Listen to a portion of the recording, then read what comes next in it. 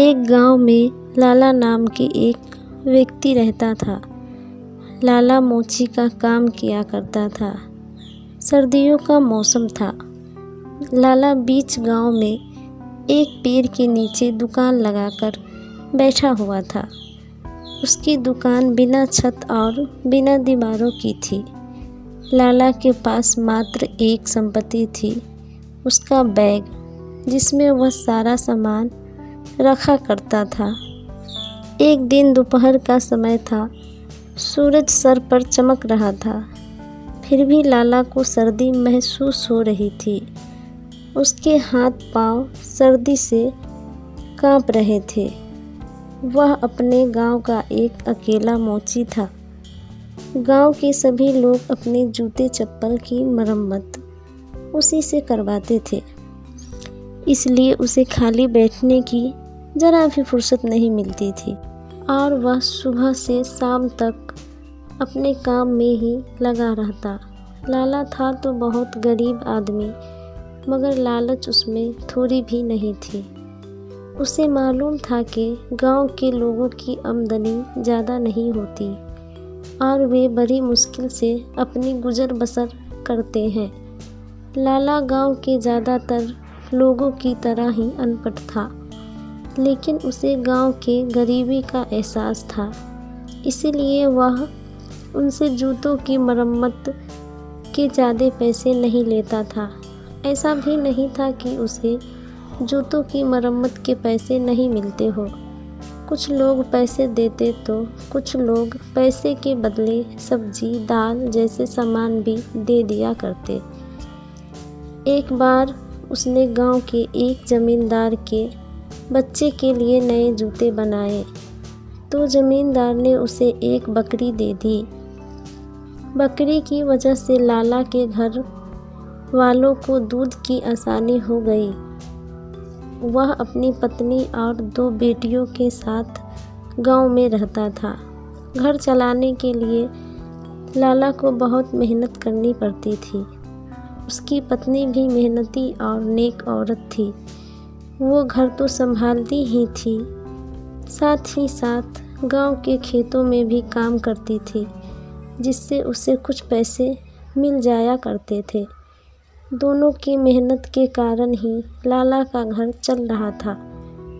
उसकी 2 बेटियां छोटी थी और वह गांव के ही स्कूल में पढ़ती थी।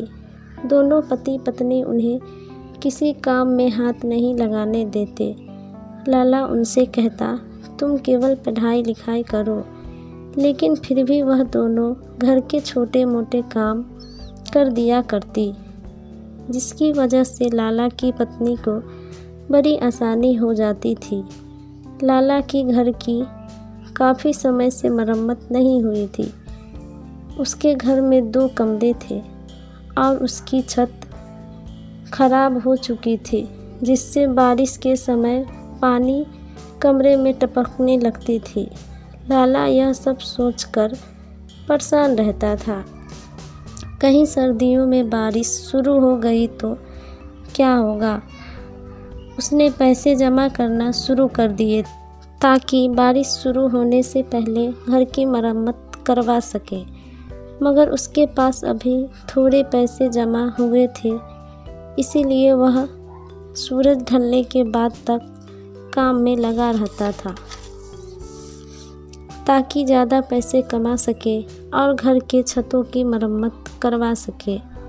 आज दोपहर को जब वह काम कर रहा था तो थोड़ी ही देर गुजरी थी कि उसकी पत्नी खाना लेकर आ गई। वह अपने साथ थोड़ी सी आग जलाकर लाई थी।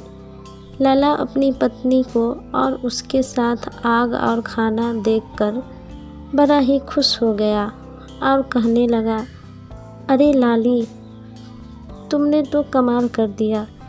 तुझे कैसे पता चला कि मुझे सर्दी लग रही है।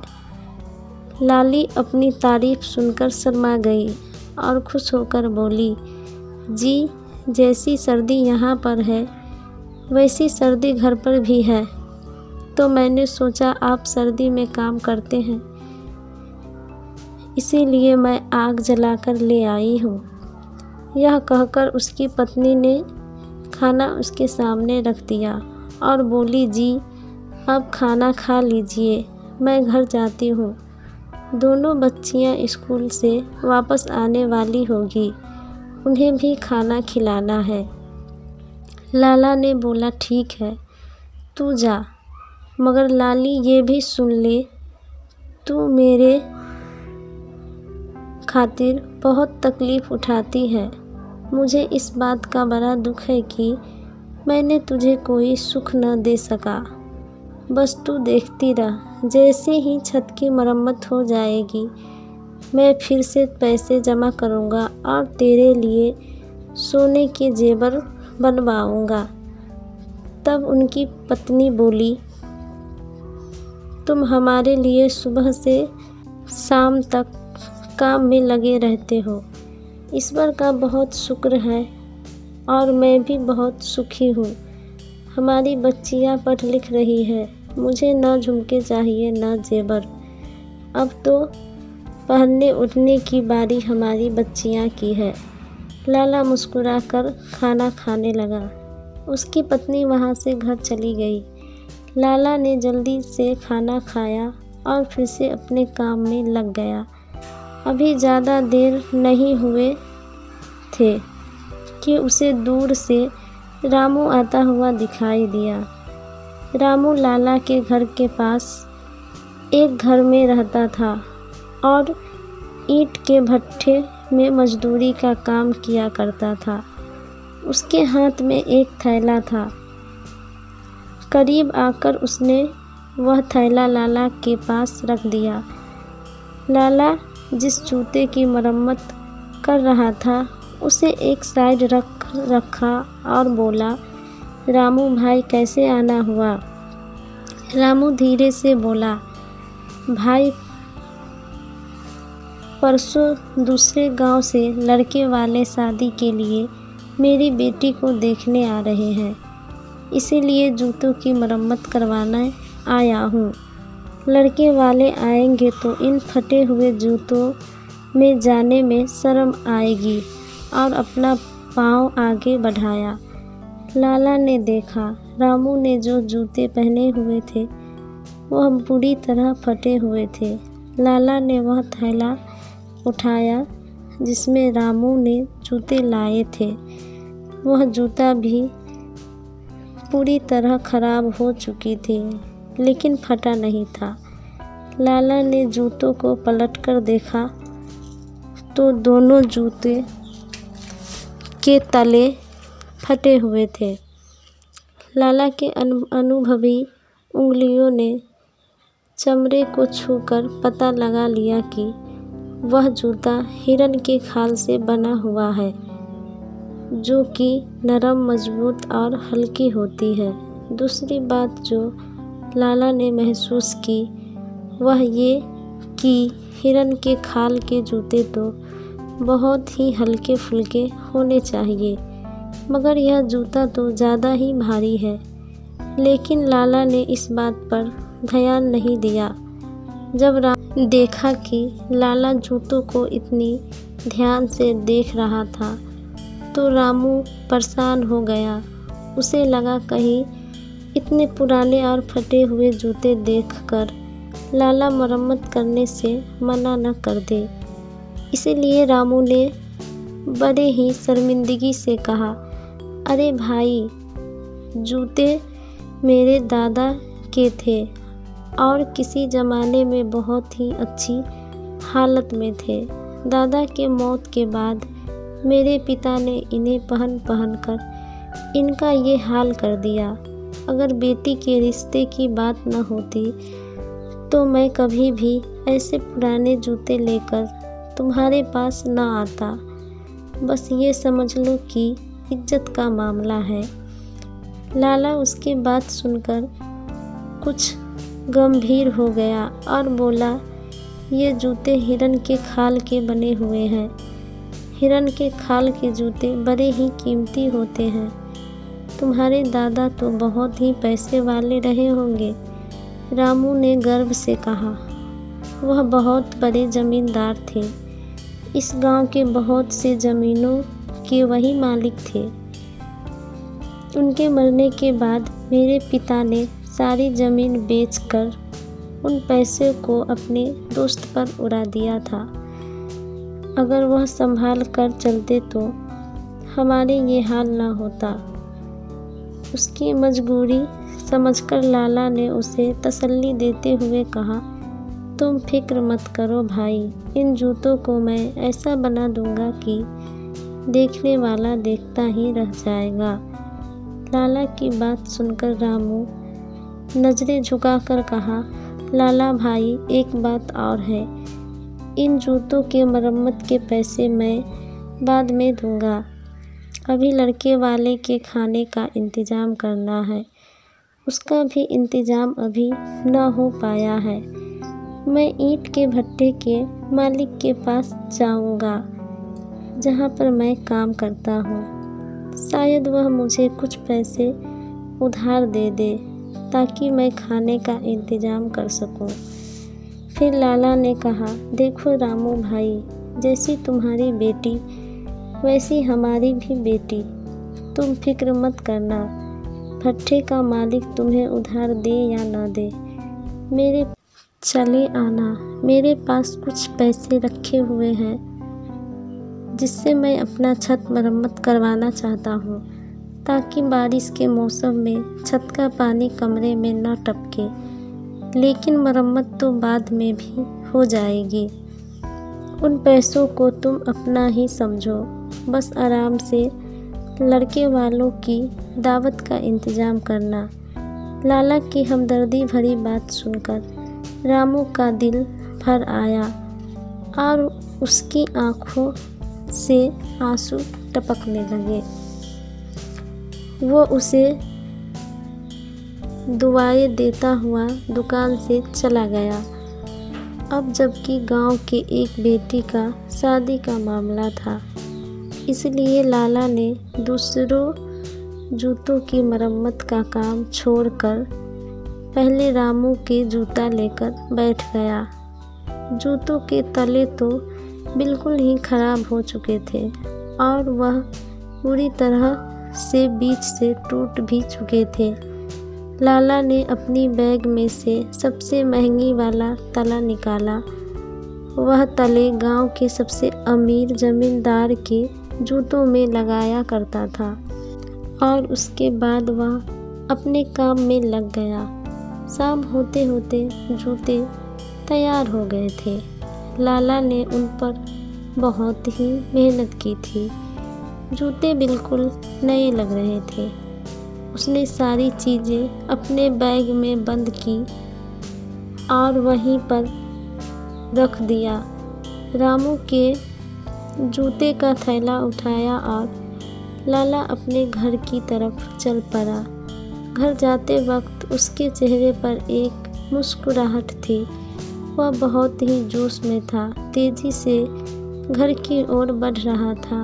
ऐसा लग रहा था कि वह जल्दी से जल्दी घर पहुंचना चाहता हो। घर पहुंचकर उसने जूते का थैला एक तरफ रख दिया।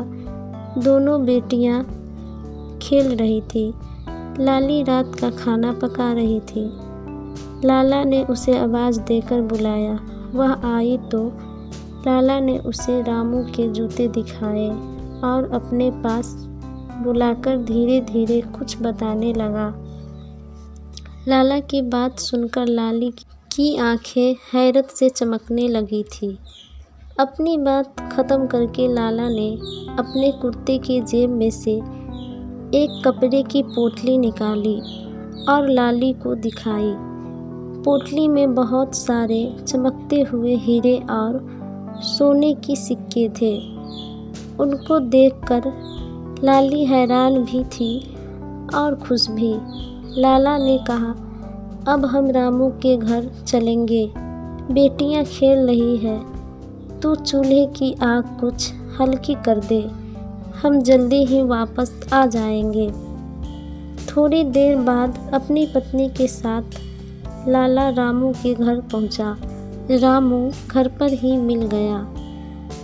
वह बहुत ही परेशान और चिंता में डूबा हुआ था। उसने लाला और उसकी पत्नी को इज्जत से बिठाया और फिर रामू ने लाला को बताया कि भट्ठे के मालिक ने उसे उधार पैसे देने से मना कर दिए हैं और उसकी बेइज्जती भी की है और कहा है रामू उधार लेने के लिए हर वक्त चला आता है। लाला ने कहा रामू इस पर बड़े ही दयालु हैं। अब मैं तुम लोगों को एक ऐसी कहानी सुनाता हूँ। ये कहानी सुनकर तुम सब लोग खुश हो जाओगे। उसके बात सुनकर रामू का पूरा परिवार उसके सामने बैठकर उसे हैरानी से देखने लगा। लाला अपनी पत्नी को ये बात पहले ही बता चुका था, इसलिए वह हैरान न थी। रामू की समझ में कुछ नहीं आ रहा था। वह बैठकर लाला की बातें सुन रहा था। उन सबकी हैरानी और परेशानी देखकर लाला की पत्नी मुस्कुरा रही थी। लाला ने कहना शुरू किया, रामू तुम्हारे दादा बहुत ही अमीर आदमी थे। जब मैंने उनके जूतों की चीर फाड़ की तब उनके एड़ियों में से ये चीज़ें निकली है। उसने कपड़े की वह छोटी सी पोटली निकालकर उसके सामने रख दी। सब हैरानी से पोटली को देख रहे थे। जब रामू ने वह पोटली खोली तो उसमें रखे हुए हीरे और सोने के सिक्के देखकर सब हैरान रह गए। लाला ने वह पोटली रामू के हाथ में दे दी और कहा, मेरा यह ख्याल है कि तुम्हारे दादा ने ये दौलत को चोरों और डाकुओं से सुरक्षित रखने के लिए अपने जूतों में छिपा दिया था। इतनी सारी दौलत पाकर रामू फटी फटी आँखों से उस पोटली को देख रहा था। रामू की पत्नी इतनी खुश हुई कि फूट फूट कर रोने लगी। जब थोड़ी देर बाद उन लोगों की हालत कुछ संभली तो रामू लाला का हाथ थामकर रोने लगा और कहने लगा, लाला भाई तुम इंसान नहीं हो बल्कि भगवान का दूत हो। तुम्हारे ये उपकार जीवन भर नहीं भुला सकता। तुम्हारे जैसा ईमानदार आदमी पूरे गांव में दूसरा न होगा। रामू मैं तो इस बात पर खुश हूँ कि तुम्हारी बेटी की किस्मत से ये धन तुमको मिला है और तुम इस गांव के बहुत ही अमीर आदमी बन गए हो। इन हीरों को बेचकर जो भी धन मिलेगा उनसे पहले तो तुम अपनी बेटी की शादी करना, फिर कुछ अच्छा सा व्यापार कर लेना। थोड़ी देर बाद लाला और उसकी पत्नी अपने घर को चल दिए। रास्ते में लाला की पत्नी ने कहा, आपको ये ईमानदारी किसने सिखाई? तुम चाहते तो इस कीमती खजाने को छुपा भी सकते थे, किसी को क्या पता चलता। उनको बेचकर तुम घर की छत ठीक करवा सकते थे, मेरे लिए सोने के जेवर बनवा सकते थे। लाला उसके बात सुनकर हंसा और फिर सीना तान कर बोला, हमारे घरों की छत की मरम्मत भी होगी और तेरे झुमके भी बनवाएंगे और ये सब मैं अपने हाथ से कमाए हुए पैसे से करूँगा। उनकी बात सुनकर पत्नी खिल उठी और बोली, मैं और मेरे दोनों बेटियां बहुत ही भाग्यशाली है। मुझे इतना अच्छा पति मिला और बेटियों को इतना अच्छा पिता मिला। अपनी तारीफ सुनकर लाला शर्मा गया था। अपनी शर्म को छुपाने के लिए झूठ मूठ के गुस्से में बोला, लाली ज़रा तेज चल, मुझे भूख लग रही है, घर जाते ही खाना खाऊंगा। लाली समझ गई कि उसकी तारीफ सुनकर लाला शर्मा गया है। वो मुस्कुराई और तेज तेज चलने लगी। दोनों पति पत्नी एक बार फिर से कामों में व्यस्त हो गए। कुछ समय बाद लाला ने धन इकट्ठे किए और अपने छत की मरम्मत भी करवा ली और अपनी पत्नी के लिए जेवर भी बनवा लिए और ऐसे ही अपना गुजारा करने लगे।